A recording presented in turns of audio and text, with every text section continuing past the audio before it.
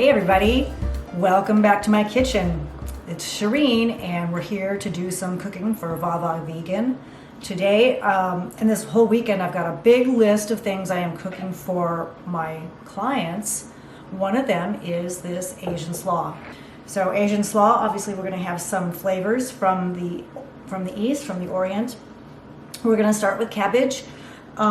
I don't really have a set recipe on how much cabbage. I just make enough to fit into this big bowl. So as you can see, I already cut the green cabbage, which was about 3/4 of a pretty big cabbage, maybe 2/3. And then I have a little bit of the red already in there too, because I just started prepping, so you don't have to watch me chop for 20 minutes. Anyway, so we'll chop the red cabbage, and my clients were thoroughly impressed with the way I slice the cabbage. Meanwhile, we've got lots of other stuff yummies going into the slaw. For example, I chopped some red apple, and I think it was a delicious apple. And I've got some slivered almonds, and I've got a variety of carrots already shredded. Once again, so you don't have to watch me because you know how to do this stuff. So I did also chop some green onions to add to the slaw once it's all packaged up for the porters. I don't know if any of you have been watching any of the previous shows, but you might be able to notice I invested in a nice chopping knife, because the one that Ron and I had was about, 40 years old, and its wood handle was starting to split right around where there were the things that hold it together. That didn't seem very good, so I shopped around and I found this one. Okay, look at that, super pretty. I love cabbage. It's sweet. It has a super cool sweetness to it. All right, so I'm just going to move this out of the way. And you can watch as I add the different ingredients. So let's go ahead and start with the carrots. Like I said, I have a variety of carrots, purple, yellow, and orange. So we'll put that in. That's about 4 medium carrots. Get all the goodness in there. And then the apples, I chop them in advance and I put a little bit of lemon juice on them so they stay nice and perky looking. And the green onions, which I like to slice lengthwise down the stalks, right? Like this. This is the one I didn't use. Like this, so that when I chop them on an angle, they look real pretty. And they open up. See how they're not just solid. They open up and they curl. It's real pretty. All right, and the last main ingredient is the slivered almonds. I found these at the local grocery outlet, and I'm super happy because it says they're non-GMO. And I like to cook with things that do not have non-natural ingredients in them. Organic whenever I can find it, and when I can't, then I choose non-GMO labels or pesticide-free, herbicide-free. I'm gonna keep that garbage out of our food.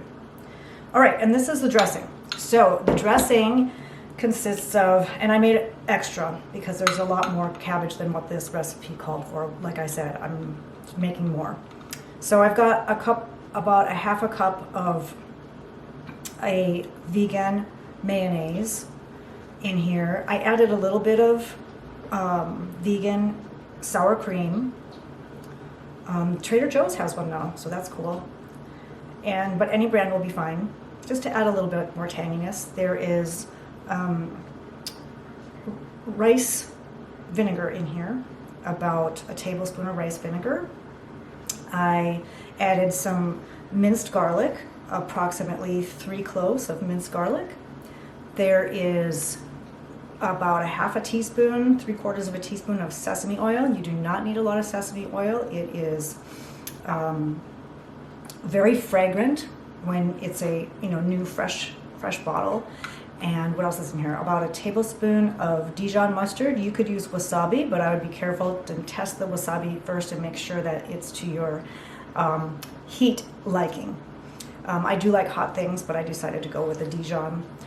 And what else is in here? Oh, the last thing, two things, is about a tablespoon of Bragg's amino acids. That's so I don't have to add any salt, but it gives it high sodium soy sauce.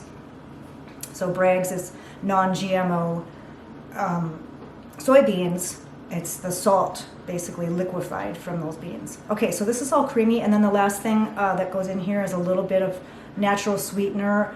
I don't add sugar to things for the most part, and so in this case, to keep the dressing a light color, I used a light agave syrup, and that was about a 1/4 of a cup. So we're just going to pour it on.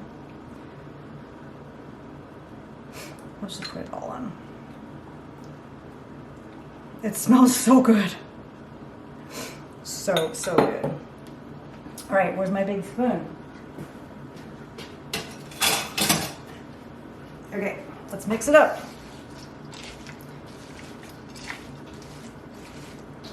So cabbage is a cruciferous vegetable. The cruciferous vegetables are loaded with all the goodness that you need to keep yourself from getting things like cancer and other diseases. So antioxidants and special components that your body really likes to keep it in optimal nutrition.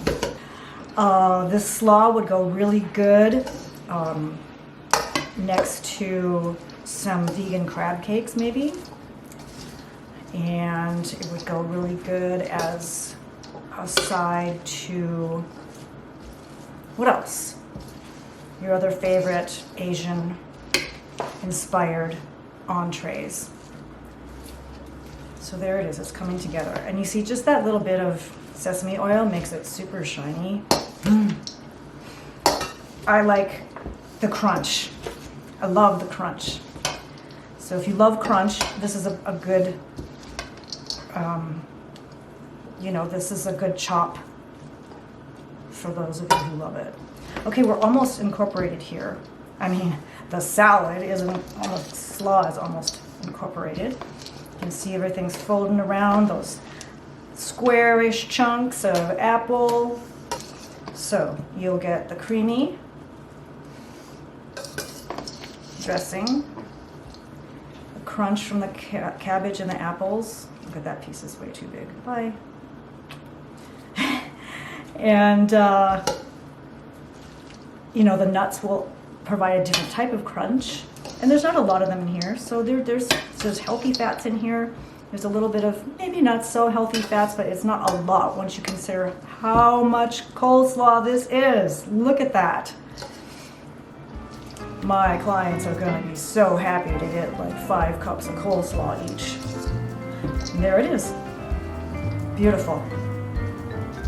I think it smells amazing. It looks so appetizing. And pull it up. Let's see it. Shake it around. Higher, higher, higher. Don't follow. I love this. Ron's giving me fun directions. You see that? Don't you want to just eat right now?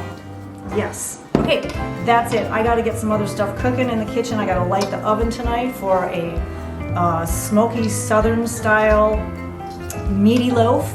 And when we get weather like this, it is pouring rain outside finally all weekend. And when you have weather like that, you want to have comfort food.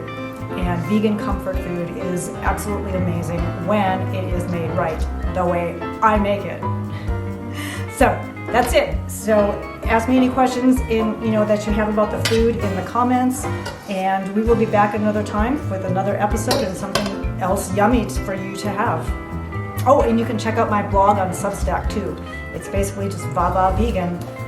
You can go to Substack and search Vava Vegan, and my vegan blog will be there. There's a couple of recipes for free subscribers, and then there's an option for a $7 a month paid subscription where you get more recipes and a lot more of the nutritional information that goes into why we have a plant-based diet and why we cook for other people and help other people learn how to do this for themselves. Also, let me know if you're interested in cooking classes and tutorials on how to make the food that you want to eat in a plant-based form. I've got the know-how and the skills to help you get through, so just let me know about that.